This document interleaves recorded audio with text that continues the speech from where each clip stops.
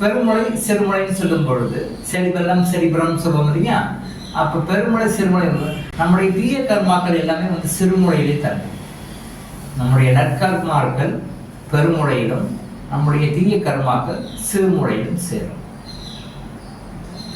இந்த மது சாப்பிடனுடைய மூளை எது முக்கியமாக பாதிக்கும்? சிறுமுளை பாதிக்கும்.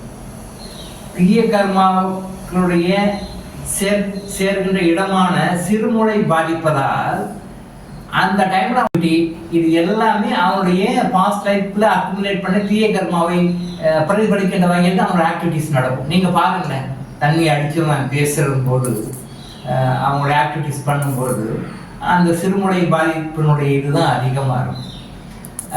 இப்போ நிறைய கிரிமினல்ஸ் எல்லாம் பாருங்க, கிரைம் எல்லாம் எப்போ நடக்குது அப்படின்னு சொல்லி சொன்னால் அது 50% இந்த மாதிரி போதையில் இருக்கும்பொழுது தான் அதிகமாக நடக்குது.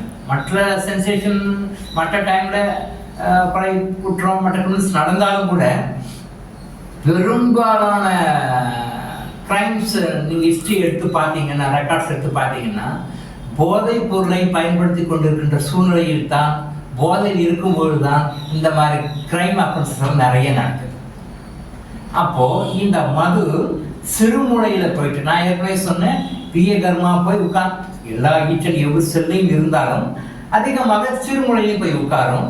அந்த சிறுமுளையில் உட்காரும்போது இவங்க தண்ணி சாப்பிட்றனால மது சாப்பிட்றா சிறுமுளை பாதிக்கும். சிறுமுளை பாதித்த டைம்லே அவங்க நம்ம என்ன செய்யறோம், இந்த போதையில் என்ன செய்யணும் தெரியாம தான் நிறைய நீங்கள் மீடியாவில் பாருங்கள், நியூஸ் பிரிண்ட் மீடியாவில் பாருங்கள், சோசியல் மீடியாவில் பாருங்கள், மற்ற டெலிவிஷன் வேறு என்னென்ன மீடியா உண்டோ அத்தனை மீடியாவில் பாருங்கள், போதையில் ஒருவன் இருக்கும் பொழுது செய்கின்ற குற்றங்கள் அதிகமாக இருக்கும். குற்றங்கள் எப்பொழுது அதிகமாக நடக்கிறது? போதை அதிகமாக.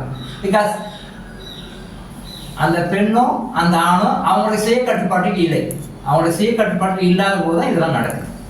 ஸோ மது வந்து கண்டிப்பாக உடலுக்கு கெடுதல் தான், மனதுக்கு கெடுதல் தான், ஆத்மாவுக்கு கெடுதல் தான். எல்லா வகையிலும் அது எந்த வகையிலும் மது சாப்பிடுவது நியாயப்படுத்தவே முடியாது.